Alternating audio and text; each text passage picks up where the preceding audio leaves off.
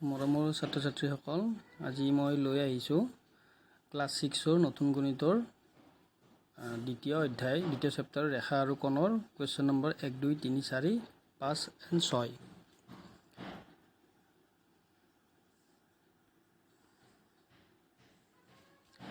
প্ৰথমতে 1 নম্বৰ প্ৰশ্নটো আছিলে যে কাগজ এখিলাত এটা বিন্দু চিহ্নিত কৰা আৰু এই বিন্দুটোৰ মাজেদি কেইডাল ৰেখা অংকন কৰিব পাৰি।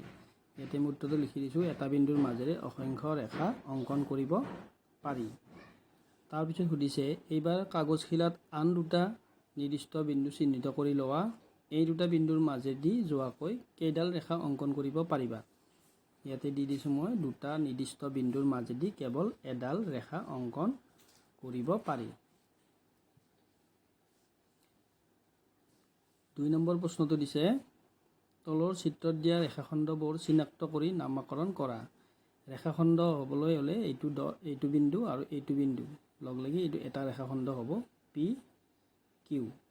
ইয়াৰ পৰা কিউ আৰ, ইয়াৰ পৰা আৰ এছ, ইয়াৰ পৰা এছ টি আৰু এইটো টি ইউ বা ইউ টি এনেকৈ ক'ব পাৰি।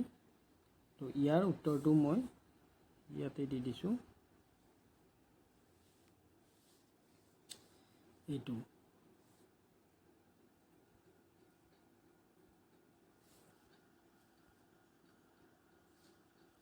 ইয়াৰে উত্তৰটো এইটো। ইয়াৰ ৰেখাখণ্ডবিলাক P Q, Q R, R S, S T আৰু টি ইউ। তাৰপিছত তলত সুধিছে, ওপৰৰ চিত্ৰত 6টা বিন্দু চিহ্নিত কৰা আছে। এইটো 6টা বিন্দু আছে, 1, 2, 3, 4, 5, 6।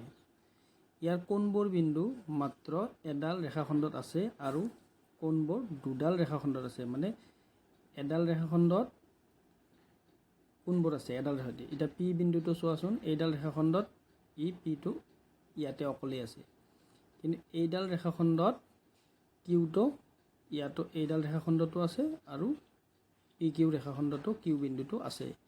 গতিকে এডাল ৰেখাখণ্ডত থকা বিন্দু দুটা হ'ব পি আৰু এইফালে ইউ।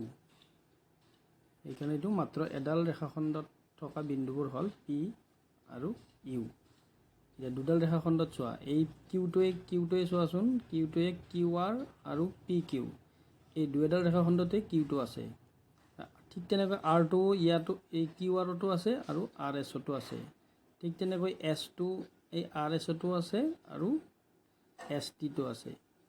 ঠিক তেনেকৈ টিটোও এছ টি আৰু টি ইউ দুটা ৰেখাখণ্ডতে আছে। সেইকাৰণে দুডাল ৰেখাখণ্ডত থকা বিন্দুবোৰ হ'ল কিউ আৰ এছ টি।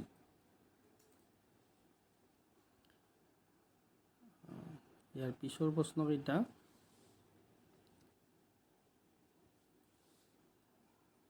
ইয়াতে চাবা 3 নম্বৰ কুৱেশ্যনত দিছে, তলৰ চিত্ৰত দিয়া ৰশ্মিবোৰ চিনাক্ত কৰি নামকৰণ কৰা। ৰশ্মি হ'বলৈ কি লাগে? এটা আদি বিন্দু লাগে আৰু এটা আদি বিন্দুৰ পৰা বিপৰীত দিশত এইটো গতি কৰি থাকিলে এইটো ৰশ্মি হ'ব।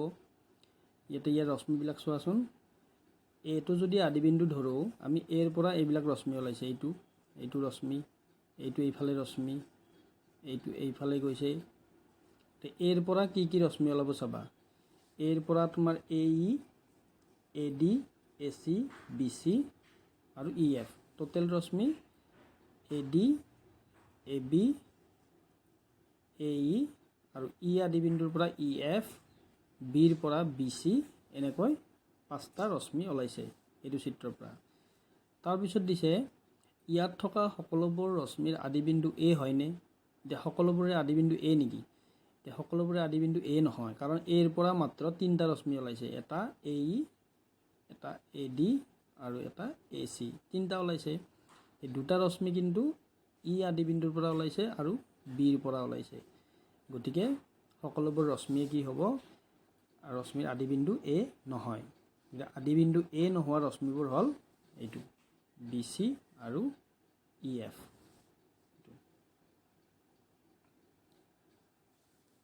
তাৰপিছত 4 নম্বৰ কুৱেশ্যনটো দিছে, তোমালোকক চিত্ৰ অংকন কৰিব দিছে। এইটো মই শেষত দেখাই দিম চিত্ৰটো, আগতে 5 নম্বৰ কুৱেশ্যনটো চাই লোৱা। 4 নম্বৰটো মই পিছত দেখাই দি আছোঁ। ইয়াতে 5টা বিন্দু কাষৰ চিত্ৰটো চোৱা আৰু নম্বৰ লিখা ইয়াতে কাষৰ চিত্ৰটো এতিয়া 5টা এই নম্বৰ কুৱেশ্যনটো দিছে 5টা বিন্দু এইকেইটা বিন্দু 5টা এটা ই এইটো অ এ বি চি এইকেইটা 5টা বিন্দু এটা 5টা বিন্দু হ'ল A B C O E B number দিছে 4ডাল ৰশ্মি লিখিলে হ'ল এনেকৈ 4ডাল ৰশ্মি এইটো অ এ অ চি অ আদি বিন্দু ধৰিলে অ এ অ বি অ চি আৰু অ ই তেনেকৈ এইবিলাক 4ডাল চি নম্বৰটো দিছে 5ডাল ৰেখাখণ্ড এই 5ডাল ৰেখাখণ্ড ইয়াৰ পৰা এইটো বিন্দুৰ পৰা এইটো বিন্দুলৈকে এডাল ৰেখাখণ্ড হ'ব এইটো বিন্দুৰ পৰা এইটোলৈকে এডাল ৰেখাখণ্ড হ'ব এইটোৰ পৰা এইটোলৈ এটা ৰেখাখণ্ড এইটোৰ পৰা এইটোলৈকে এটা ৰেখাখণ্ড গতিকে ইয়াতে ৰেখাখণ্ডকেইডাল হ'ল অ এ অ বি অ চি অ ই আৰু ই বি ই বিটো ৰেখাখণ্ড হ'ব ইয়াৰ পৰা ইয়ালৈকে তাৰপিছত তলত দিছে কাষৰ চিত্ৰত মাত্ৰ এডাল ৰেখা আছে এই ৰেখা এডালেই আছে এইটো ই আৰু বি এডাল ৰেখা এইটো দেখিছেনে দুয়োফালে কাৰ চিন লগোৱা আছে এনেকৈ দুয়োফালে কাৰ চিন লগোৱা আছে দেখিছে এইফালে কাৰ চিন লগোৱা আছে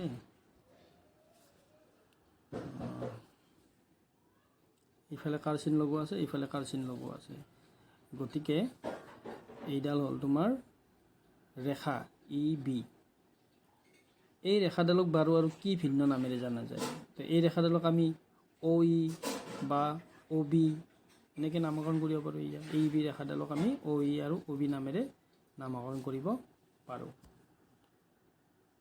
তাৰপিছত 6 নম্বৰ কুৱেশ্যনটো আছে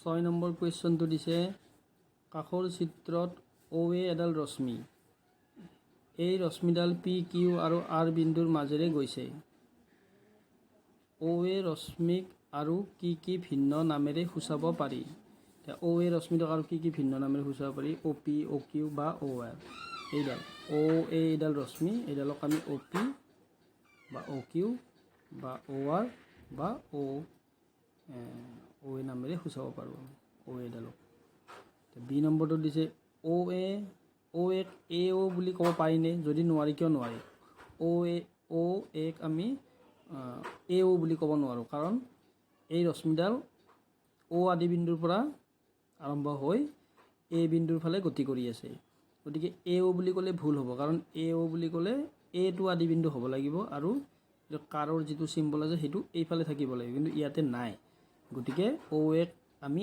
এ অ বুলি ক'ব নোৱাৰিম কাৰণ অ এ ৰশ্মি আদি বিন্দু অ আৰু ইয়ে এ দিশত গতি কৰিছে আনহাতে এ অ ৰশ্মিৰ আদি বিন্দু এ হ'ব আৰু ই অ'ৰ দিশত গতি কৰিব লাগিব ইয়াতে লাগিব বুলি ক'ত লিখিব লাগিব ইয়াতে লাগিব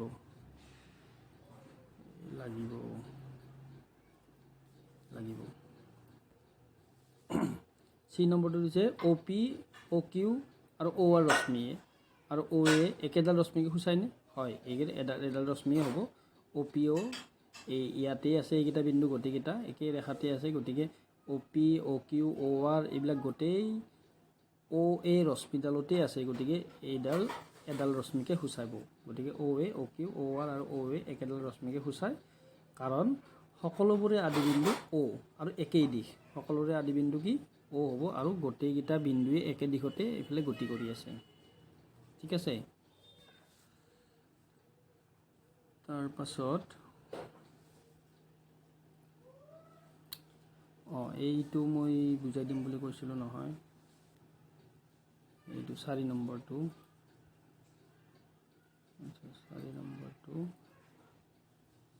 4 নম্বৰটো পি বিন্দুত পি কিউ আৰু পি টি মিলিত হৈছে পি বিন্দুত পি কিউ আৰু পি টি এতিয়া পি বিন্দুত এনেকৈ দিলে হ'ল পি এইটো বিন্দু ইয়াতে মিলিত হৈছে ইয়াতে এনেকৈ মিলিত হৈছে তো এইফালে দিলা কিউ দিবা আৰু এইফালে কি হ'ব টি হ'ব এইটো হৈ গ'ল পি কিউ আৰু এইফালে পি টি এইটো পি বিন্দু তো এনেকৈ হ'ব এডাল ৰেখা অ বিন্দুত অ এ অ বি অ চি অ বিন্দুত অ এ অ বি অ চি এনেকৈ দিলে হ'ল